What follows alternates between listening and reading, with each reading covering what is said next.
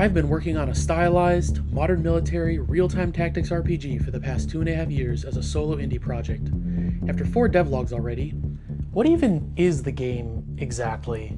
What do you actually do? Will there be base building, a story campaign, or a multiplayer? And what's this roguelike and RPG stuff I keep mentioning? In this video, I'll be answering all of these questions and more. My overall plan for the game, what features I plan to include, and just as importantly, what I don't plan to include. So stick around. If you've been following the devlogs up until now, this is going to be a bit of a departure from the first 4, jumping forward in time to today to talk about the current state of the game. I made a community post explaining this if you want a bit more information. The short version is this: enough about the past, let's talk about the game today. But when I started planning this video, I realized I had a new problem. Going through everything the game already has is going to be impossible in a single video, unless it's over an hour long. So I'm going to have to break it into parts. This video is an overview of the current game concept, and we'll go into more detail on everything in future videos. Let me know in the comments what you want more details on first. I'm Joe, and this is the 5th devlog for Infiniwar.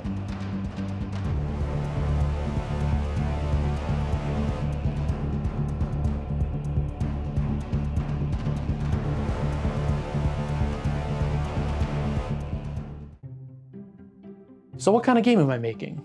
You're probably familiar with real-time strategy games, or RTS. Think StarCraft, Command & Conquer, or Age of Empires.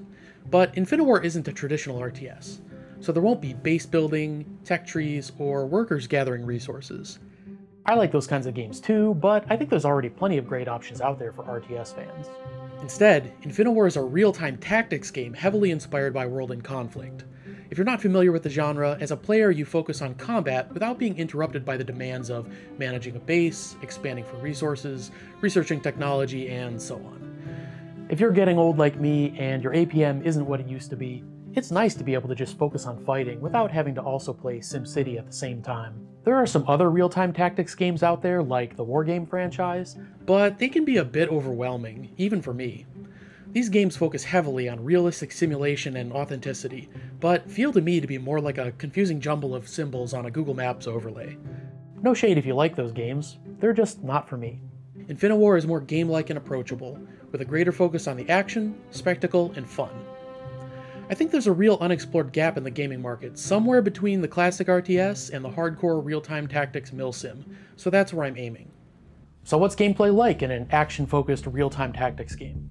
In a nutshell, you deploy and command your units, call in a variety of devastating strikes and support abilities, and capture and defend map objectives to win the battle.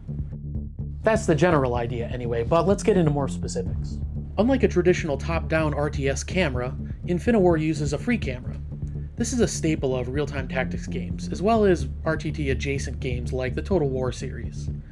It might be a bit of an adjustment at first if you're used to the top-down RTS camera, but having sightlines out to the horizon provides great situational awareness, a sense of immersion, and ample opportunities for visual spectacle. I've also developed some cinematic camera tools for myself as seen throughout this video. I'm planning on cleaning them up and making them available in-game as well, so you can capture and share epic moments yourself. You start by calling in some units. The interface here is temporary, but it gets the job done for now. The units you ordered will be dramatically airlifted to a deployment zone marked with colored smoke. That animation is a placeholder too, by the way. In the end, it should be closer to its World in Conflict counterpart. The game already has a number of land, sea, and air units, tanks, amphibious transports, anti-air launchers, helicopters, and patrol boats. By the way, some of these models are really old, some of the first prototyping assets I made 2 years ago, so expect them to get a significant visual upgrade in the future. I plan to add a ton more unit types, different weight classes of existing units like light tanks and recon helicopters, as well as brand new types like self-propelled artillery, infantry fighting vehicles, armored personnel carriers, Humvees, and more. I'm planning on including infantry at some point too, but I haven't worked out exactly how yet. They'll definitely be controlled a squad at a time, rather than individuals like in classic RTS games. You'll use your units to capture, defend, and fortify objectives. That ugly square model is a temporary placeholder. Right now, there's a single domination-style game mode for playtesting, but I plan to have a variety of game modes to keep things interesting. We'll cover objectives, fortifications, and game modes in more depth in the future. Some aircraft and naval vessels will be too large or fast-moving to be practical to directly control, but you'll be able to request support from them for precision strikes, unit delivery, reconnaissance, and more. You can also use off-map weapons like artillery batteries and naval barrages to devastating effect, and there's a wide variety of support aircraft: heavy bombers, supersonic bombers, stealth bombers, support aircraft like heavy airlifters and AWACS, multi-role fighters, stealth fighters, ground attack aircraft, and air superiority fighters. These are really fun to make, so I plan to add a ton more, as well as improving the existing models. By the way, I don't plan to limit myself to real-world designs, but starting with these gives me lots of reference material to build up my skills. Most RTS and real-time tactics games have a multiplayer mode, but Infiniwar is a single-player game. I know, this is going to be disappointing to many of you. Myself included, honestly. Several aspects of the game would work extremely well as a co-op game. Unfortunately, it just multiplies the scope of almost everything by too much for my first major game project. So I'm going to be sticking with the advice every new game developer gets: don't do multiplayer your first time out. If all goes well, maybe for Infiniwar 2. You won't be fighting alone though, as you'll have AI units to help you. Right now they kinda do their own thing, but I plan to allow you to request support from your AI ally without directly controlling them. This will hopefully give some of the feel of multiplayer teamwork and coordination, but without the massive effort required for a functioning multiplayer game. We'll talk more about the AI in future videos. Alright, so no multiplayer. What about a campaign? Will there be a story mode? For many people, a game's campaign is the main draw, and they don't end up playing a single multiplayer match. Lots of RTS games have a story-driven campaign alongside their multiplayer, like StarCraft and Warcraft, Command & Conquer, or Company of Heroes. Even World in Conflict had a story campaign, and it's a pretty good one too. But campaigns like these are just way too big for a part-time solo developer. Writing, character design, voice acting, animation, editing, and more. It's like making an entire short film on top of making a video game.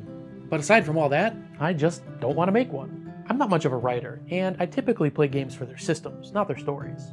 And I'd run into the same problem lots of narrative-driven indie devs have. Playing your own story over and over through development, debugging, and playtesting gets really tedious. More than anything, I'm building the game I want to play, one that I can return to over and over and still have fun. So if there's no story campaign, and there's no multiplayer, what is there? How am I going to achieve this endless replayability I keep talking about? It's time to put the infinity in Infiniwar. The big idea behind Infiniwar is this. Take your favorite strategy or tactics game, mine being World in Conflict of course. What if it had a campaign generator that would never run out of new campaigns for you to play? One of the main inspirations behind this idea was a GDC talk by Chris Wilson called Designing Path of Exile to be Played Forever. If you don't already know, Path of Exile is a Diablo-inspired ARPG by the New Zealand studio Grinding Gear Games. Among other things, the talk covers the game's 5 core pillars: visceral action combat, randomly generated levels, randomly generated items, and deep character customization. The remaining pillar is secure online economy, and there's some stuff about running a live service game, which doesn't apply in my case, but I highly recommend at least checking out the chapters on the core pillars and multiple overlapping axes of randomness. Path of Exile is another game that has a traditional story campaign, but most players, myself included, primarily play it for its legendarily intricate, interlocking procedural and player-driven endgame systems. And Infiniwar is going to be borrowing more than a few ideas here.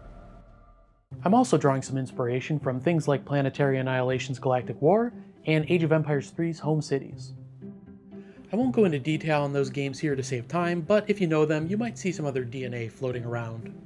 A big part of replayability is environmental variety, matching up with the second pillar from Chris's talk, randomly generated levels. Every Infiniwar map is procedurally generated and unique, so the terrain you're fighting over is never the same twice. Hills and valleys, cliffs, forests, lakes, shallows, coastlines, and of course objectives will all add unique layers of tactical depth. Biomes add visual and thematic variety, from vast deserts, to lush tropical islands, to frigid mountains, along with conditions like rain, snow, night, smoke, and more. Of course, you won't just be fighting over empty wilderness. Fertile farmlands with rolling hills, villages, and even larger cities are all in the works. I should note here that urban areas are only roughly prototyped right now.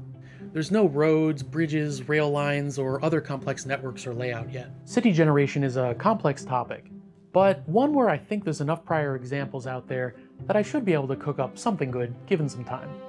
Something like the Introversion guys wrote a number of years back for the game they never released. If anyone from Introversion happens to be watching this, or anyone watching knows them, I'd be very interested in finding out how they achieved this, so get in touch. For now, gameplay is the focus, so we'll need to squint a little in the meantime. Each building is procedurally generated and unique. For now at least. Everything from small houses, apartment buildings, and offices to massive warehouses, industrial tanks, and skyscrapers. They're pretty simple, but they can already yield some interesting shapes. As they get more complex, I expect I may need to reuse some for performance reasons. And come on, most real-life residential neighborhoods are just the same few floor plans, copy and pasted anyway. Will we ever get around to that procedural buildings video? Maybe someday, but we've got a lot of ground to cover, so let's keep moving. I've spent a good amount of time developing the procedural maps of Infiniwar so far, but I'm really only scratching the surface so far, so I'm really excited to see how far I can go. Environmental destruction will play a big role in combat. Whole buildings can be brought down with heavy ordnance, and paths can be cleared through the forest with napalm, denying cover to your enemy and opening up new routes for your vehicles. Destruction stuff is currently in the prototyping phase, so it's a bit ugly, and there's some performance issues I need to look into. But one step at a time. Just as important as the terrain you're fighting over are the enemy forces you'll be fighting against. For now, the enemy spawns the same kind of units that you can, though I'll be looking to add some additional variety here later. But that already means a lot of interesting interactions and counterplay between the various unit roles available. One nasty trick the enemy has up its sleeve is the ability to deploy specialized versions of units, in the form of elites and aces. These are inspired by the packs of magic and rare monsters in Diablo or Path of Exile if you're familiar with those. Aces and elites will further increase tactical variety in each battle, offering increased challenges and rewards, as well as interesting special abilities to deal with. We'll talk more about them in future videos. Random maps and enemies are nice and all, but the game still needs some kind of overall structure to be engaging. I've mentioned RPG and roguelike elements a few times in each devlog, but it's not something I'm ready to talk about in detail just yet, as that's an area I'm actively working on. So far I've prototyped a loot system, a skill tree system, a class system, a power-up system, and a dynamic campaign system. But I'm unsure whether or how much of each system will actually make it into the final game. I'd rather not promise specific systems now, only to discover later on down the road that they need significant changes or a complete rework. We'll talk about them more in future videos once the design has had a chance to settle down a little bit. I think that's enough to give you a high-level idea of what I'm going for, and I'm looking forward to getting into the details in future devlogs. Thanks to everyone who's watched, liked, subscribed, commented on, or shared my devlog so far. It really helps grow the channel and support the game. I know you hear YouTubers say this stuff all the time, and I know it can be kind of annoying. But if you want to join me on this journey, it's a great way to show your support and help me beat the algorithm. I really appreciate it. If you're new to the channel, check out this playlist of earlier episodes, and thanks for sticking with me to the end of the video.